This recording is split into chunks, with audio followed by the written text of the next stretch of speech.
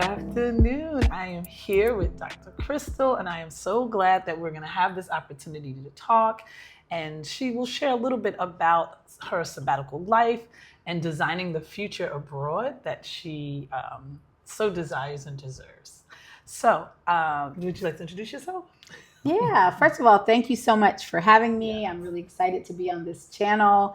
I am a fan, a viewer, a subscriber. And I am also so inspired by the fact that you could up and move to Bangkok. So inspired. In fact, I followed you. Here you are. Yeah, I mean, I feel like this whole chapter of my life is about, taking risks and trying new things and expanding my comfort zone, expanding my network, building new skills, curating experiences that I would read about and watch other people on YouTube do, and Yes. then here I am. Yes. I love that. I love that.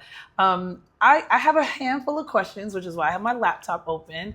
And we've been talking a lot, but I'm just glad to be able to really just have this conversation. I think that there are many people who are watching or who will watch who will be wondering, can I do that? How would I do that? And so I'm hoping that this conversation would just give some insight as to how does one define sabbatical and sabbatical life and designing a future abroad. So that is, what I'm hoping we can get out of it. And so I wanted to start with that. That question that I'm sure you get a lot is, what was the defining moment that made you say, yes, it's time for me to take a sabbatical? Ooh, well, since you put it like that, I'm going to tell this story, which I know I've told before, but I'm going to say it again. There was a season in my career where the Illinois political landscape was basically denying us cost of living raises. And I was on a picket line. I'm a leader and I'm loud. Right. So I was literally the cheer captain of when we went on strike. I was literally walking up and down the big street. I worked at the same university for about 18 years. Right. And I guess year 13 or 14, because once I decided, it took me 2 years to actually retire. I was actually and I was doing the chants. Or I think it was the break in between chant captains. And I'm a person of faith. So I felt like the Holy Spirit said to me, clear as day, you don't have to be doing this. That this is not the life I designed, I dreamed of for you. This is not what you're supposed to be doing with your life. Finish out what you're doing, whatever. But this is not what you're supposed to be doing. This is the end. Right.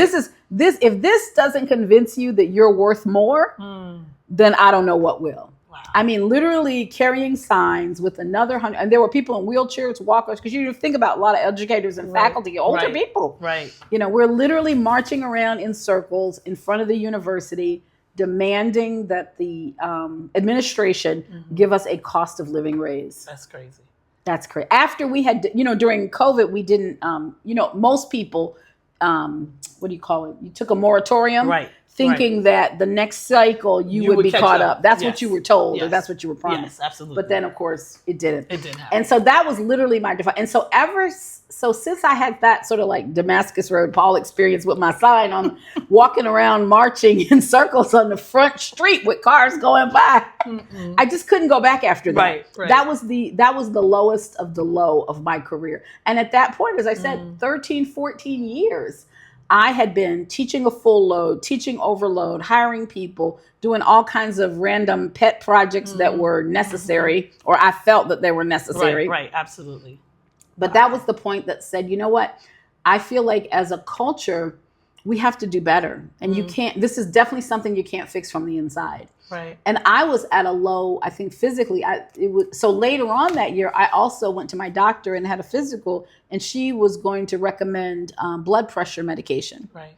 Because I was starting to have elevated blood pressure. And like I said, I think I was either 55 or 56. And so I've always been a person that's been like, when God sends you multiple signs, Like, don't let him have to throw a brick at your head. Right. Make sure you hear it. And respond to the next time. Yeah. And so sabbatical life is something I actually learned. I knew that I was leaving and I knew that I needed to do something else. I just didn't know what. And so that next year was really about getting my health together, getting my finances together. You know, you have to see where the money is, where you can be flexible, Right. where you can Absolutely. scale back, where you can kind of lean in and be more aggressive with your saving. Right. And I did. I started being very aggressive. Every time they'd ask me to do this, I'd be happy to do this if you could provide a stipend of X dollars. I know that's right.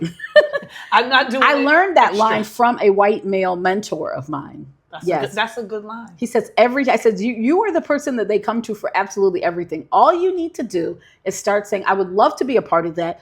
Can you make sure that I get a stipend of at least blah, blah, blah? There you go. And with the 7 projects that you're doing, that's $7,000 right there. And $1,000 not even, if you're a dean or this, that's not even a real, all you're saying is show me, like I have done so much for you for free. Can you throw me some bones? There it is. I love it. I love it. Yeah. I'd love for you to talk a little bit about your definition of sabbatical, or the one that's a little bit more expanded. Because I think many times, especially in educators' mind, sabbatical is you have an opportunity to do something different, but you are probably coming back within a semester. Mm-hmm. And you're going to then report about what you did while you were gone, and maybe use that either for your research or use that to better the division in some way. But there feels like it's a full loop. Like you get to go, and I'm gonna sign off when you're going, but you're gonna come back and say these things. And I think when we were talking, you talked about it a little bit broader. Yeah, so I think of sabbatical as looking at the root word Sabbath, which is all about taking a rest after the 7th cycle. Right. So after 7 years, there should be a cycle where you take time to pause and reflect. So for me, a sabbatical, if you're not necessarily coming back to the university, or if they're not paying you, which I have heard there are many people in the human resources industry that are thought leaders that are saying everybody needs a sabbatical, and there needs to be a pathway forward if we want to retain our best talent, to give them a chance to go somewhere and sit down. Because what's going to happen is you're going to come back with renewed energy, creativity, and you're going to do more things. Yes. But the idea that you have to have a pride, because here's the other thing about research, even if you're not leaving on a sabbatical, it never actually takes shape the way you plan for it to shape. Shape. We know that doesn't that doesn't happen. Anybody who's an actual researcher knows that doesn't happen. Right. So, I mean, you're ending up coming back with something different. So in theory, you're not meeting the objectives of even the and I know this is sort of like not your channel focus, a whole different thing. I mean, I feel like the whole model is really a scam. It's not really designed to have you come back energized, rested, and restored. The academic sabbatical is not about that. Right. It's an opportunity to get different work from you on an accelerated pace for the least amount of money. That's my personal opinion. That's fair. Yeah, that's fair. Yeah. And maybe in other fields, outside of education, maybe the sabbatical does something different for them. That they do get the break and they do get to come back. I do know that some folks in business don't even realize that they can even ask for a sabbatical. Right. It's a secret. They don't want you to know. Usually grinding and usually at the top, and so the thought of them being able to take a semester or, a season off, whatever that season looks like, and then go back is not something that they can I think we have to also recognize that the world of work is different than it was even 20 years ago when I started. Absolutely. And many of our viewers who are older would say it's even more, so you have to really drive your career. Absolutely. I think if you really are that coveted employee that's holding 9 jobs down, 7 jobs down, 7 roles or whatever, you have to go to the leadership and say, you know what, next year I'm going to take a semester off. And if you want me to come back, I would like to be considered to come back. Yeah. And I want to sit down and talk with you what that would look like. But I need time off, be able to protect my mental health, my physical health. I have some passion projects that I want to work on. Right. And I feel like I owe it to my students, to the organization, to whatever the bottom line, to be able to come back renewed. Because I've already been here, for so many years. Right. And I think if they really respect you and retain you and you're saying, I'm hitting a limit, I'm hitting a wall, I'm giving you advanced planning, I'm saying a year from now, I want to be able to take 3 months, 6 months or whatever. Right. I know young people who've done that, who've only worked 3, we're talking about the millennials. Yes, we worked like 3 years. We love the millennials. But I love it. I just love it. They've worked 3 years and they'd be like, listen, my mental health says that I either got to leave this job or I got to take some time off for this job. We've just done all of this in the last year. I was the leader of it. Right. You were happy with it. You said I was phenomenal, but I can't do that next year. Right. I just can't. I need time off. And what happened in those scenarios is somebody said, oh, we can't give you 6 months, but we'll give you 6 weeks. Right. Now, 6 weeks is a start.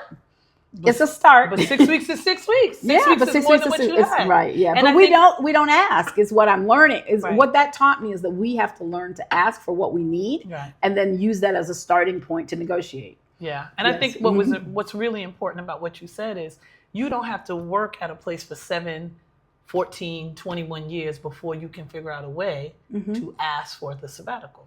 That you could, in theory, 2 or 3 years, have done something, led something, and be able to articulate that so you can advocate for yourself and Absolutely. say, here's the why I need to be able to get this time off. Yeah, if you want me to be able to perform at this level for another 7 years, I need time off. I'm gonna need some time off. I'm gonna need some breaks. Yeah. Okay, great. I love that. So, what has surprised you the most about yourself during this season of travel and reflection? What have you learned? What surprised you? Well, you'll appreciate this because the thing, I've alluded to this, but I would say the thing that I have learned is that the version of me that is well rested. I mean, I was pretty darn good at what I did before. But if I had figured out how to do this before, I would have had a different career altogether. I mean, I think it surprises me and it saddens me that it took me so long for myself to feel like I deserved this level of rest, reflection, and, getting realigned. I feel like I could have done this many times during the 18 months. Even if I'd gone and they'd said 6 weeks, I don't know what they would have said. Right. I mean, in general, we have summers off because we're paid on a 9-month contract that's Annualized. Right, annualized. But every year that I worked, except for the one before I retired, I taught extra classes. Mostly because the department needed me. We didn't have any. I mean, in theory, it would have been my job to hire the adjuncts that would have taught in the summer. Right. So you might as well teach it. Yeah, but the adjuncts also are limited to how much they can teach because then they would be entitled to certain benefits, which the university doesn't want them to have. Right. Wow. So the version of me that is well rested is an amazing person. And I think it's sad that I didn't recognize that I deserve to be this person, to live my life at this caliber. Right. Because I just felt like I needed to keep going. Right. Yeah. Yeah. I think that the takeaway for people watching is the version of you that's had rest and reflection can be better at their job.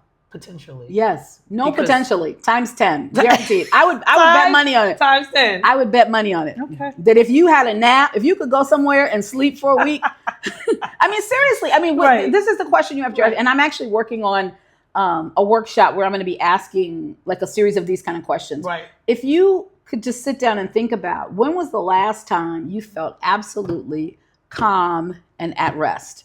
And you might have said, well, I went to Hawaii in, 2019. Listen, I stayed 2 weeks. Yes, and the day before we got on the plane to come home, I was there. Right. I was at that I was right there. Yeah. But I feel like if that's not your story, some people can't even point to Hawaii in 2019. But if you can, this is what we're striving for, is to get you to a point where every week you start your week from this period of having rested and ready to engage at a high level for the week ahead. I love it.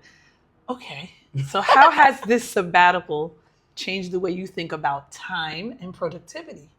Ooh, well, the funny thing is, so this is my journal, and I use it for a lot of things. Yes. But when I started this book, or a similar book, I actually have 3 of these. Right. When I started the first one, say a year ago, I used to always write down what I was grateful for. That was like a pattern of mine. And then I would also write down what was my top 3 priorities of the day. Okay. And so I made myself, when I was going through this like mental transition, I made myself write rest, more rest, and more rest. I didn't know what it was, but I knew that I didn't need to be, that was literally my assignment for myself when I was in Central America. I need to heal. I need to rest. I need to I need to go walk to the water. When I was in Spain, actually, I would say, walk to the water, sit my behind down on a rock, and just listen to the water. Those were my 3 goals for the day. Absolutely. Yeah, so I think productivity, we still have work to do. The work of resting and reflecting is still things to do. And it's actually hard emotional work. Yes. Because we have not been still enough to listen to the voices in our head. We have not, if you are a person of faith, God has been trying to talk to you for decades. you know. And you ain't but got time. unfortunately, you got to be out on a public street marching for him to get to get a cost of living wage increase. Yeah, you know, so I mean, good. I feel like we have to listen and you got to be still. So you have to give yourself space. So to me, there is productive work to do in you know, if the goal is rest, reflect, and redesign. Right. I love that. So you have been traveling and you are currently here in Thailand with me and you are moving on to Vietnam at some point and then also Malaysia. Yes. And so what has stood out to you so far about this travel and this sabbatical life and travel? What are you noticing? Well, you know what? I do find that I am still pretty anxious when it's time to make transitions. And even when I arrive at a transition, that I kind of like need downtime to kind of ground myself before I start over. Right. And so I'm looking, so I've already planned this sabbatical, so it's a done deal. But when I think about what I'll be doing in the end of 26, 27, I do think I am going to make an effort to be in one place for longer time. I do think I'm going to continue exploring the globe, but having more of a home base. I think being here in your home has helped me understand the value of being in a space that is a home that can be curated. You know, I also do international pet sitting. And so when I'm pet sitting in a space that's like a home like this, I think if I'm there for more than 10 days, it can happen. If it's less than 10 days, I usually don't bother. And you usually stay in a place for a month? Is that 1 month, right? That's the minimum. And you think you would prefer staying someplace longer than a month? Yes, because what I've done before, like when I went to, you know, Central America is similar to Asia, where it's a lot of countries all mixed together. Is even though I didn't, I went someplace, it was under an hour plane ticket. I mean, under an hour, what is it? Flight time. Flight time is the word I was looking for, right? I didn't need to do that. If I'm in a teeny country, I need to stay in a teeny country and be in that one space. I think that's the thing that I'm craving now. And I think that's the other thing. Like, you got to be still and move slow enough to say to yourself, okay, what needs to shift? What do I need to try next? You know, because there's so much that happens that's deep underneath the onion peel that even the work of moving and finding a hotel and getting settled and unpacking and all of that, it's busy work. It's busy work. So it really disrupts your ability to really get deeper into what it is that's driving whatever emotional work needs to be done. And for those who only have, say they only get 6 weeks. You go one place. And you stay there. Okay. That's fair. That would be my recommendation. I mean, I think that's hard. I think people say, well, because different people will say, oh, you only need 2 days there. You only need 3 days. Well, that's for those people who are really trying to see all the sites. You know, my rule of thumb now, in which you know, is one thing a week. That's it. If I do an extra, it's bonus. Yes. And the other day when we were out and we did like multiple things, that was doable because I had so much time to really rest and reflect and work on other things at home. So when you get to a new place, how do you begin to build routine and how do you build community that helps to ground you? Because that's an important thing. And I've noticed some of the things that you've done that I think could be really helpful for folks to think about. So I am big in online communities. So I will try to connect or see what the community, because a lot of times you have a lot of choices. I mean, there's so many expat groups, American expat groups, English speaking expat groups, integrated expat groups, and of course the all Black ones. You know, I would say that my go-to is always to see if there's a functioning active group of Black expats. But then even in that, you will find there are other groups that those people are involved in that people will tell you about. They're like, oh, you know, so I joined a co-working community that met every Friday when I was in Mexico. And I loved that. Awesome. It was an international group. But I found about it through the Black expats, and it was wonderful. And every Friday we would show up with our laptop, and that was the other thing they did. They picked a different neighborhood so that people wouldn't have to come from so far. So you got to experience, you know, for me, I get to ride in an Uber over to a new neighborhood. You know, I also believe in convenience, luxury on a budget. A little bit luxury. Pick me up at the door, drop me off at the cafe. Now, before I get into the next Uber. I might walk around that neighborhood and see what's there. Right. But yeah, I really loved building community, starting online, but transition it into face-to-face meetups, activities, and events. Right. So definitely that's, and I also try to build, the benefit also of staying in one place is that you get to know other people. Yes. Now the family that we were with yesterday, if I had been here by myself, I probably would have done more to engage with them than I actually did. But, I think because you're in somebody else's home, you're like, well, that's her friend. That's her space. I don't want to intrude. Girl, it probably would have been fine. But, I'm just saying, been fine. I would. And then also, you're in here when you're traveling solo, you're by yourself. So you don't really have that many people to talk to. Right. So your neighbors can be a really safe space or grounding if you find an affinity for them. Yeah. Like if they're also downstairs picking up grab food every other day. You have some neighbors in the building that also do that. They happen to be males and they happen to be younger than me. So I haven't done much than say hi and bye to them. Right. But you see them. I see them regularly. I mean, at least once or twice a week. So that means they're going almost every day, just like I am. For us, I mean, it's literally lunchtime or dinner time. That's so funny. Yes. Well, the thing that I appreciate is that you have really seeked out and used WhatsApp groups. Oh, yes. And those absolutely. communities as a way to be connected not only to the people, but also to the culture. Like, what's happening here? Yes. And so you've gotten information before you've gotten to the next place. Yes. She's on her way to Chiang Mai, and she's in the Chiang Mai group talking about what's happening. And I got there. 4 events. And you're like, I'm going to be really outside. Scheduled already. And so I appreciate you doing that because I feel like it does take someone to put themselves out there in doing this work. Yes, you are traveling solo. You are in this sabbatical life. You are kind of moving through and doing this reflection, but you're not alone. Oh, absolutely. You're not alone. Yeah. You have found ways to create community and find community, which I think is also important when people are kind of journeying on their own and trying to figure it out. It's been great for me to have you here. Yeah. And it's also been great because you've exposed me to a community that I didn't even know. I've been here 6 months. I'm like, wait, I'm not in the group. How'd you get in the group? You're missing all the tea. There's so that too way much tea. When you meet the people by name, you'd be like, oh, that's so-and-so. There's too much tea, for sure. Yeah.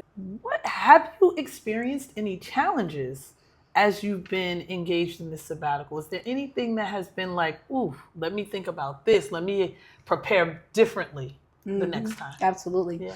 So 2 things recently. One I've talked about before publicly is the healthcare.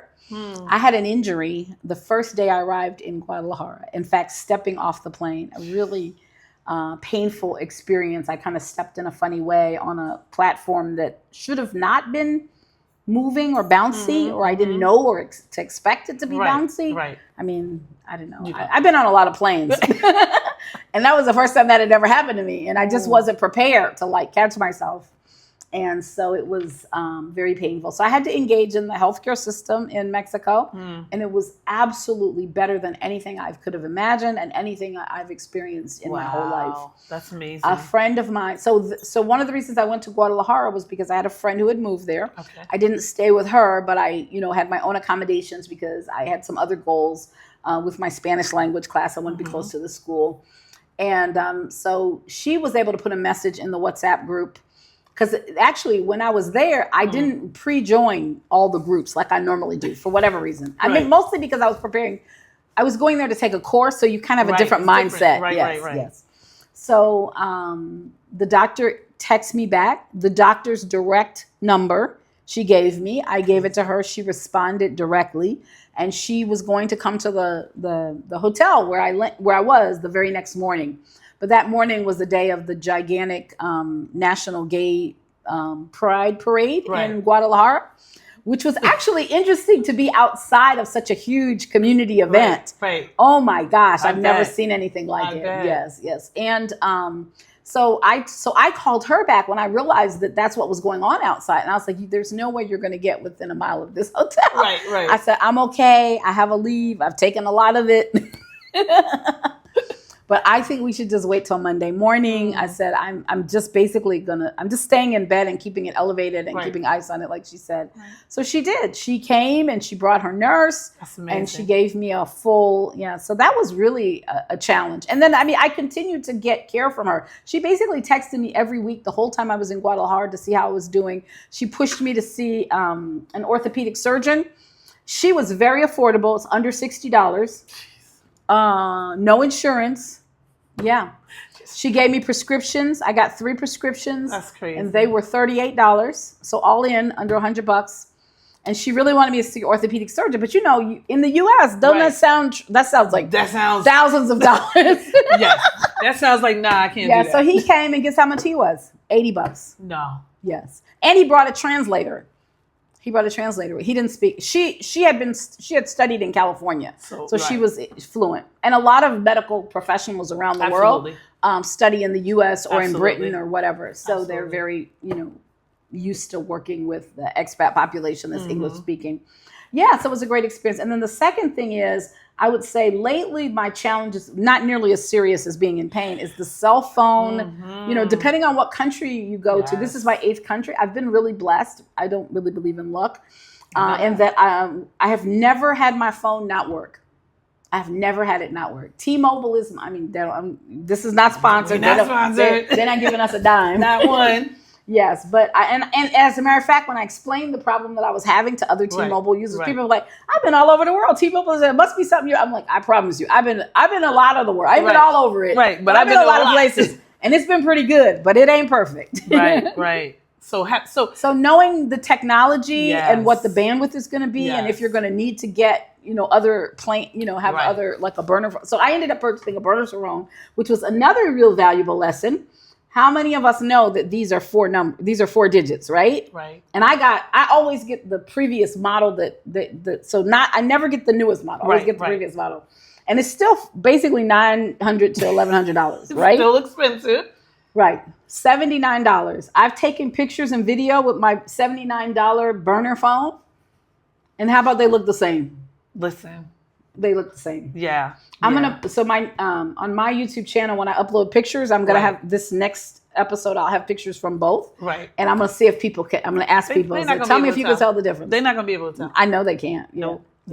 So it's good to know that the healthcare system, although some would find it as a challenge, you found it as not at all a challenge. It can be, because you can get sick and you can need medical support, but you were able to not only get it, but get good care. Excellent care. Excellent care. I found even here in Thailand, I've gone to the doctor quite a few times. I had bronchitis, and my experience at the hospital was like amazing. First of all, the hospitals here are like hotels, 5-star hotels, very clean, very helpful. If you're scheduled for an appointment, the doctor will see you at that time. There's no. You don't have to wonder. Take off the whole day just in case. No, you can go in at 1 and be done at 2. Have seen the doctor, have gotten your medication, have gotten your blood work or whatever, and all under $100 an hour. So I have had that same experience. I use an eSIM card here. I'm within my same phone, so I haven't had any phone issues. I have a few Wi-Fi issues, but that's operator error more than anything. But the things that sometimes people worry about, I find they don't really have to worry about. Like, am I going to have access to healthcare? Am I going to have good Wi-Fi? We're not in third world countries, even though people in their mind think they may be third world like. Things are very accessible. So I think that's definitely. I think that's important. For someone who's watching and who's curious about a sabbatical, but feels hesitant, what advice would you give them? Well, the obvious is to follow a YouTube channel that focuses on planning a sabbatical. How about that? Definitely start there. Start there. Yeah, maybe you should tell them. Yeah, so my channel is called On Sabbatical with Dr. Crystal. That's right. And I have a very dear friend and mentor has another channel called Sabbatical Life. I interviewed her. She was my first interview. Nice. I'm doing an interview series right now. My plan is to interview 20 women from all different walks of life. I don't think it even really matters so much where you go. You can be on a sabbatical and actually be across town at your house. Right. I mean, you just probably don't want to be there for a month. You probably want to go someplace else. Right. Yeah. But I do think that planning a sabbatical is going to be like the next big thing around career. I think as the world evolves and as these younger people are demanding these types of careers. As they are leading the way. That this idea that you need to plan a sabbatical every 7. I mean, each person is different, but surely you should do it before you're 18. Don't do it as early retirement. Right. Don't wait. Yes, don't wait.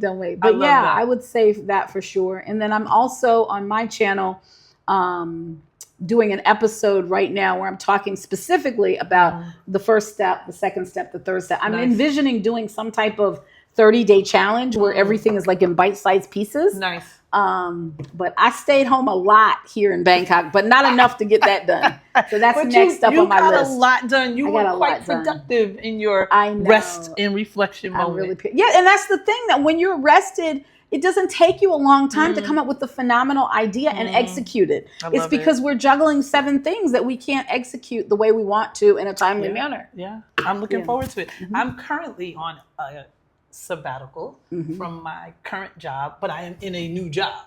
Yes. So I have a year to decide what this iteration of me will be. But because I'm working, I don't have enough space to reflect because I'm really engaged in this new work. And I'm okay with it, but I look forward to, and it's going to be a different kind of sabbatical. Yes, a different kind of sabbatical in a few years for sure, So this last question is around, how do you see this sabbatical shaping up for you in your next chapter of your life? What's this retirement relocation? What is it all feeling like? So there's a wonderful book in the series for dummies. So when I planned the first 12 months sabbatical, I planned on the second year still being gone, but planning what I call the reentry phase. I gave myself a really long ramp. Actually, my travel phase was going to be 15 months because I knew I was going to come home for the holidays. But then, like at this point, I'm supposed to be working on re-entering the workforce. And I still think that like is a timeline that could work well for a lot of people, even someone who waited 18 years to start a sabbatical. Right. Primarily because I knew that at this point of the sabbatical, I would have spent down the money that I saved in 18 months. But I have, made some other strategic decisions so that I don't have to actually go back to a full-time job. Right. I could actually live on the pension that I have in a lot of countries. The U.S. is not one of them. Right. The USA. The U.S. is not one. But it's a nice piece of change to be in another country. So for me, I would say that I'm being more intentional about my business and the things that I want to do to create passive income. So that the next time I want to take a sabbatical or the next time I want to return to work, I'm not dependent on the income formula of what they're willing to do and give me. Right. I will feel very free to walk away and engage or not engage because of the salary, issue. I mean, I think that's a thing that happens to a lot of people. You're like, oh, I need to have X number of dollars, or I need to be able to save or invest. I desire to be able to save or invest at this level. And therefore, I have to take a job making X, Y, Z. Right. But then that job wants you to do the work of 3 people. Right. Yeah.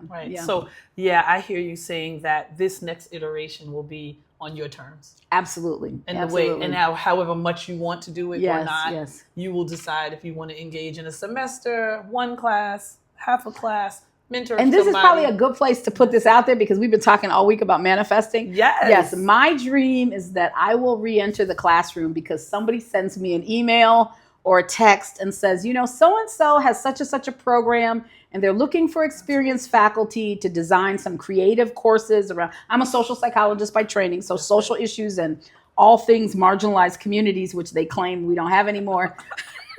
Actually, they just want us gone. They don't want to try to work us. They don't want us to try to make us adjust. Right. They don't want to work with the marginalized. Yes.